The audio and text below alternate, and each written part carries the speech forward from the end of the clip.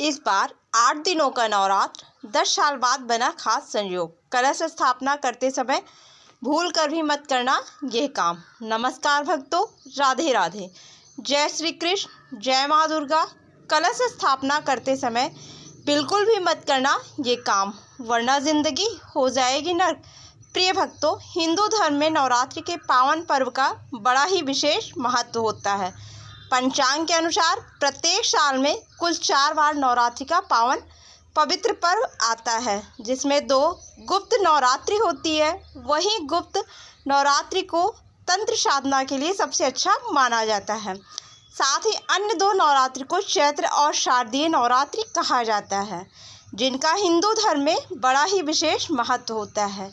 ऐसे ही चैत्र मास के शुक्ल पक्ष की प्रतिपदा तिथि से आरंभ होने वाली नवरात्रि को चैत्र नवरात्रि कहा जाता है।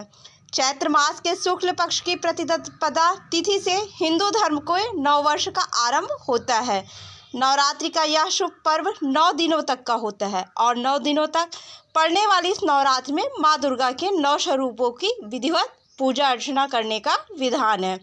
नवरात्र में माँ दुर्गा के 9 अलग अलग स्वरूपों की आराधना की जाती है, जिनमें शैलपुत्री, ब्रह्मचारिणी, चंद्रघंटा, कूष्मांडा, स्कंद माता, कात्यायनी, कालरात्रि, महागौरी और सिद्धिदात्री माता का नाम शामिल है।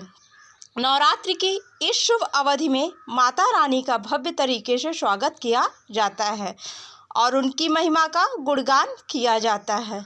इसके अलावा भक्तों में ये तो माँ अम्बे हर पल अपने भक्तों का ख्याल रखती हैं, लेकिन नवरात्रि के दिनों में माता रानी की श्रद्धा भाव से पूजा अर्चना करना विशेष फलदायी होता है, क्योंकि नवरात्रि के इन पवित्र दिनों में माँ दुर्गा की पूजा अर्चना करने से जल्दी लाभ मिलता है। इसका कारण यह है कि माँ दुर्गा नवरात्रि के दौरान पृथ्वी पर निवास करती हैं और अपने भक्तों की मनोकामनाओं को सुनती हैं और माता दुर्गा अपने सभी भक्तों की मनोकामनाओं को पूर्ण करती हैं। कहा जाता है कि नवरात्रि के पावन दिनों में जहाँ जहाँ माता रानी की मूर्ति या तस्वीर सजाकर श्रद्धापूर्वक विधि विधान से पूजा अर्चना होती है, उन सभी जगह माँ अम्बे निवास करती हैं और अपने भक्तों की पूजा को स्वीकार करती हैं। साथ ही अपने भक्तों को असीम कृपा का आशीर्वाद देती हैं। इसलिए माँ दुर्गा की कृपा पाने के लिए नवरात्रि को बहुत ही पावन माना जाता है। इसके अलावा भक्त माँ दुर्गा की कृपा पाने के लिए नवरात्रि में तरह तरह के उपाय करते हैं। साथ ही नवरात्रि के पहले दिन कलश स्थापना की जाती है, क्योंकि कलश स्थापना नवरात्रि का महत्वपूर्ण हिस्सा होता है। इसके बिना माता दुर्गा की पूजा अधूरी मानी जाती है।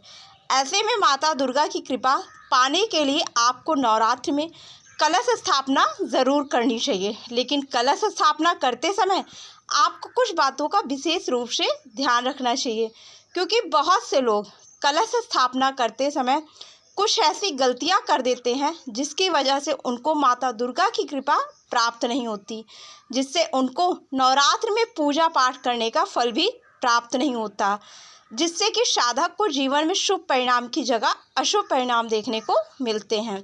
घर में भी नकारात्मक ऊर्जा का वास होता है, जिससे घर परिवार की सुख शांति और समृद्धि में बाधा उत्पन्न होती है। साथ ही भक्त की आर्थिक स्थिति कमज़ोर होती है और भाग्य भी कमज़ोर होता है, जिससे व्यक्ति को जीवन में हर एक कार्य में सफलता हासिल होती है और बने बनाए काम भी बिगड़ जाते हैं। ऐसे में इस वीडियो के माध्यम से मैं आप सभी को बताऊंगी कि इस बार साल 2025 में चैत्र नवरात्रि कब है, नवरात्रि के कौन से दिन कौन सी माता की पूजा अर्चना की जाएगी, कलश स्थापना का शुभ मुहूर्त क्या है और कब इस बार माँ दुर्गा की सवारी कौन सी है। इसके अलावा यह भी जानेंगे कि कलश स्थापना कैसे करें, कलश स्थापना की पूजा विधि क्या है और कलश स्थापना करते समय कौन सी गलतियाँ बिल्कुल भी नहीं करनी चाहिए। इस वीडियो में आपको चैत्र नवरात्रि के बारे में संपूर्ण जानकारी मिलेगी।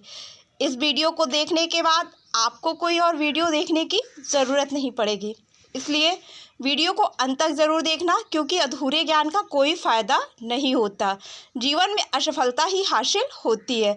लेकिन भक्तों, उससे पहले अगर आप भी चाहते हैं कि दुर्गा माता का आशीर्वाद आप पर और आपके समस्त परिवार पर सदैव बना रहे, तो इस वीडियो को एक लाइक करें और चैनल को सब्सक्राइब कर लें और कमेंट बॉक्स में सच्चे दिल से जय दुर्गा माता, जय माता रानी लिखकर अपनी हाजिरी ज़रूर लगाएं।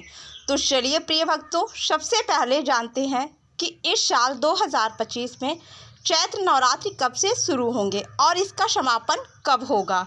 इसके अलावा कलश स्थापना का शुभ मुहूर्त क्या है और अब की बार माँ दुर्गा की सवारी क्या होगी।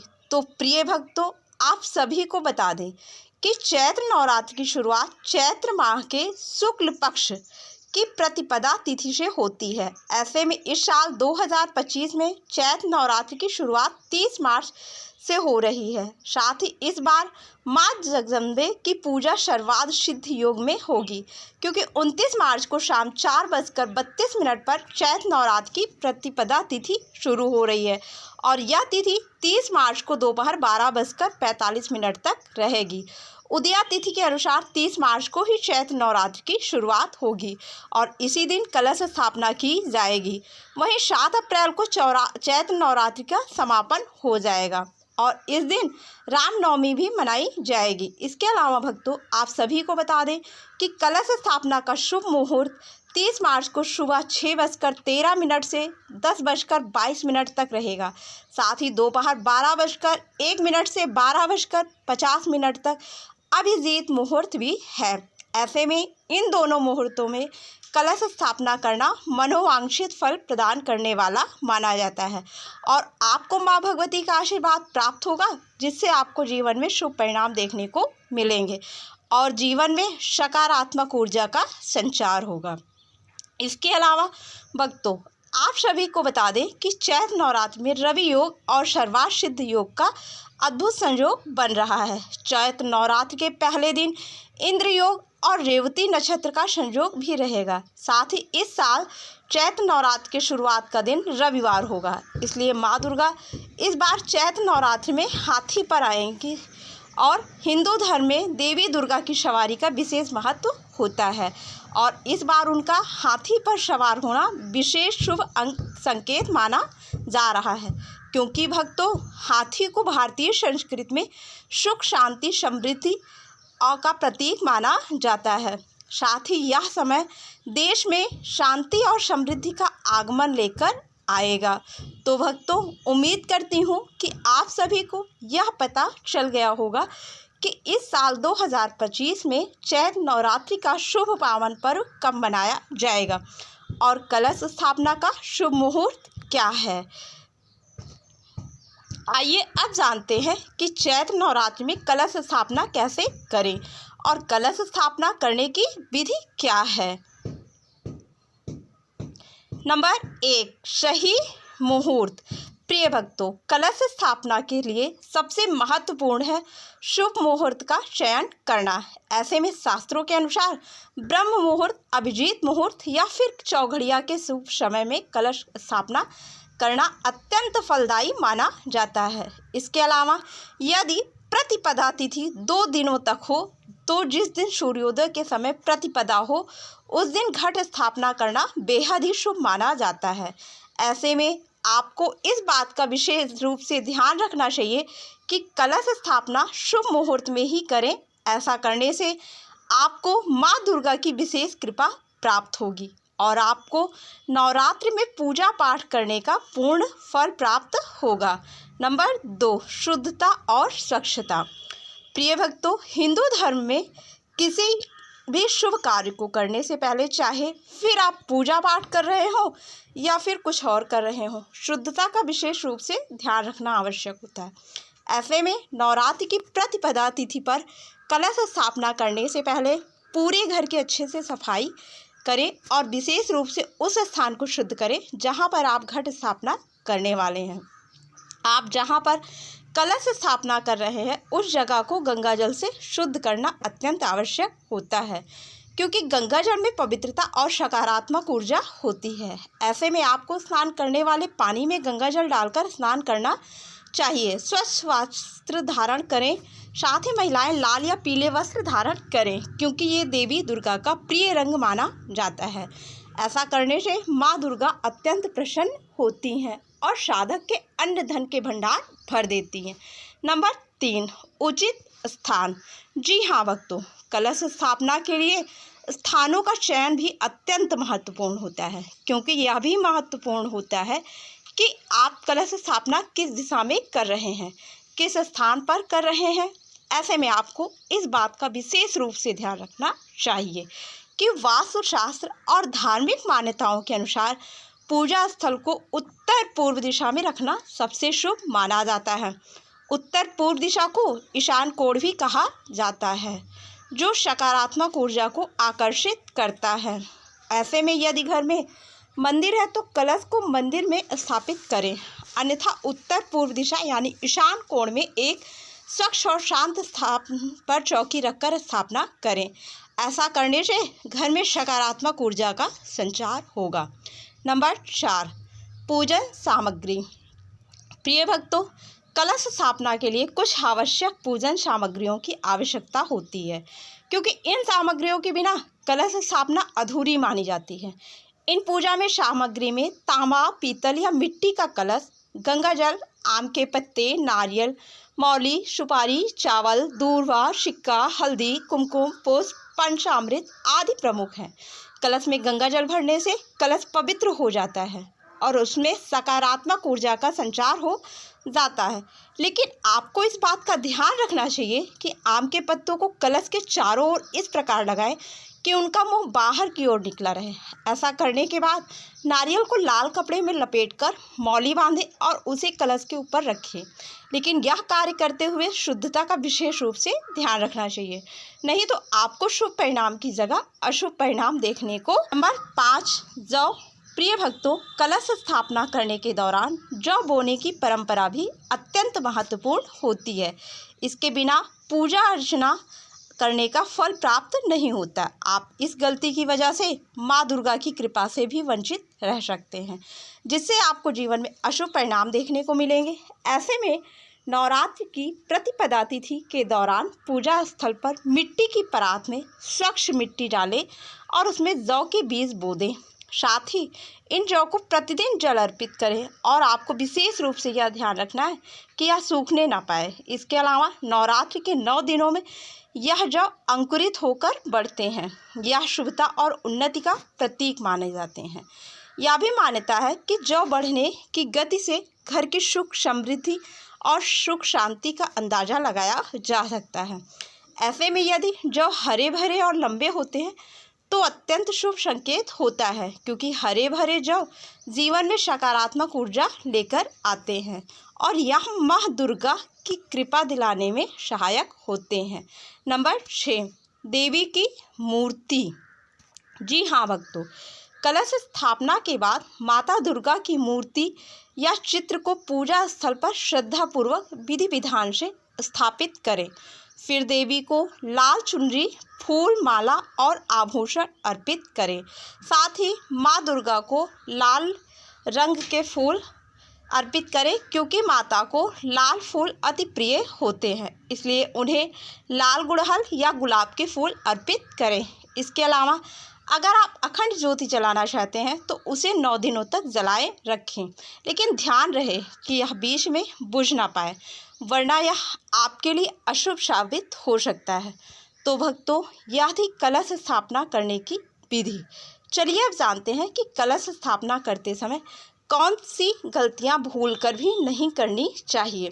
लेकिन अगर अभी तक आपने इस वीडियो को लाइक नहीं किया है तो इस वीडियो को एक लाइक ज़रूर करें और चैनल को सब्सक्राइब कर लें, क्योंकि ऐसी ही जानकारी से परिपूर्ण वीडियो हम आपके लिए लाते रहते हैं। नंबर 1, कलश को ना हिलाएं।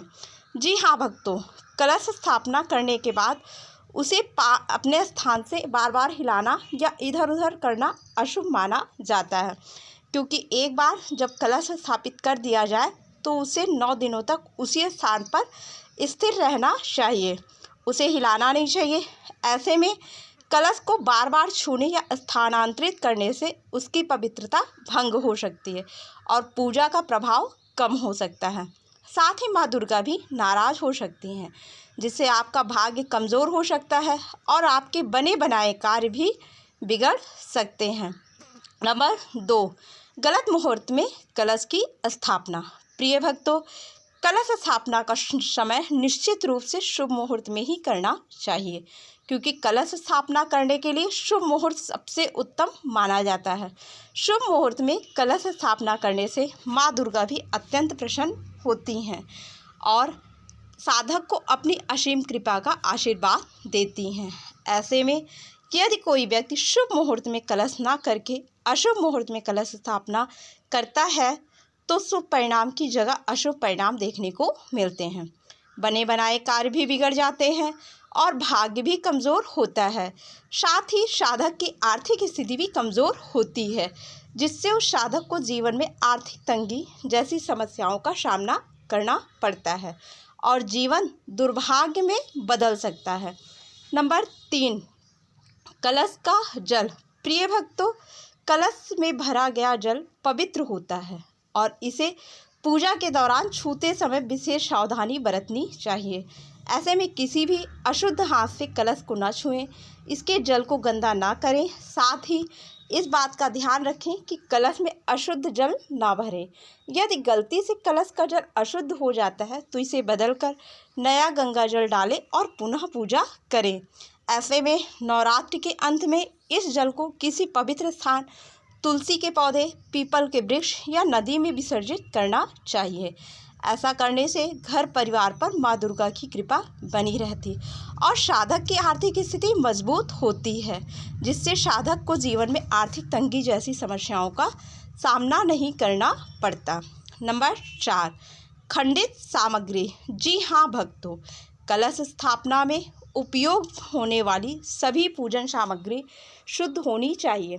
किसी भी प्रकार की टूटी फूटी या खंडित वस्तुओं का उपयोग न करें, क्योंकि यह अशुभ माना जाता है।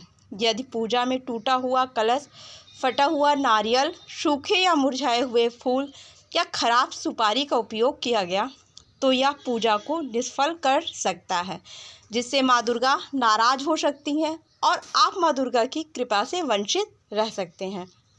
इसके अलावा पूजा में उपयोग किए जाने वाले चावल, हल्दी, कुमकुम भी शुद्ध होना चाहिए। नंबर 5, अखंड ज्योति। यदि भक्तों आप चैत्र नवरात्र के दौरान अखंड ज्योत जला रहे हैं तो इसे कभी भी अकेला ना छोड़ें।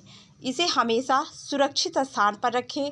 ध्यान रखें कि हवा या किसी अन्य कारण से यह बुझ ना जाए, क्योंकि अखंड ज्योति को जलाए रखना देवी की कृपा प्राप्त करने के लिए बहुत महत्वपूर्ण होता है। अगर किसी कारणवश अखंड ज्योति बुझ भी जाती है तो इसे पुनः प्रज्वलित करें और माता से क्षमा याचना करें। अगर अखंड ज्योति बुझ गई और आपने माता से क्षमा नहीं मांगी तो आपके पूरे नवरात्र बर्बाद चले जाएंगे।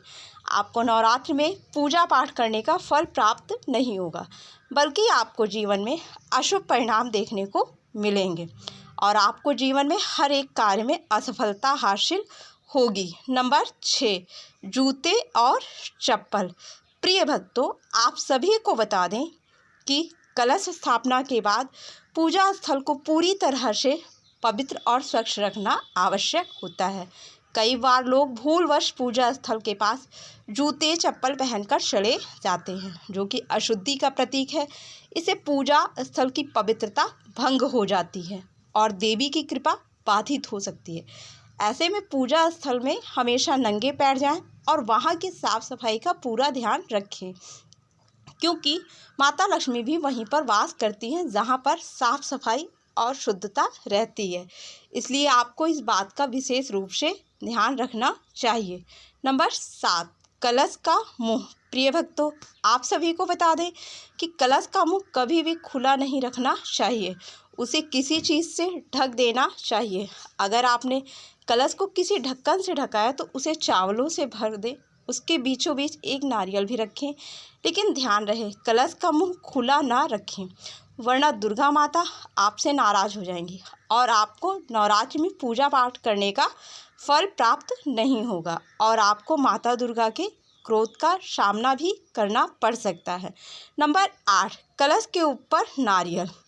तो प्रिय भक्तों, आप सभी को बता दें कि शास्त्रों में नारियल को भगवान का तेज का प्रतीक माना जाता है, जिसमें त्रिदेवों यानी ब्रह्मा, विष्णु और महेश जी का वास होता है। शास्त्रों के अनुसार चैत्र नवरात्रि के दौरान कलश में नारियल रखते समय कुछ नियमों का पालन अवश्य करना चाहिए, वरना इसका उल्टा प्रभाव पड़ सकता है। ऐसे में नवरात्रि में कलश पर नारियल रखते समय नारियल का मुख नीचे होना चाहिए। इसके अलावा अगर आप नारियल खड़ा करके रखते हैं और उसका ऊपर मुंह है तो तब रोग बढ़ता है, यानी घर में रहने वाले लोग अधिक बीमार होते हैं। साथ ही अगर नारियल का मुख पूर्व दिशा की ओर है तो साधक की आर्थिक स्थिति कमज़ोर होती है और आर्थिक हानि होती है। तो प्रिय भक्तों, यह थी वह गलतियाँ जो बिल्कुल भी चैत्र नवरात्र में कलश स्थापना करते समय नहीं करनी चाहिए, वरना माता दुर्गा नाराज हो जाती हैं और पूरे नवरात्रि का फल बर्बाद हो जाता है। अगर जानकारी अच्छी लगी हो तो वीडियो को लाइक करें एंड शेयर करें। चैनल को सब्सक्राइब करके बेल नोटिफिकेशन ऑल पर सिलेक्ट कर लें, जिससे हमारी आने वाली सारी नोटिफिकेशन आपको मिलती रहे। वीडियो देखने के लिए आप सबका धन्यवाद।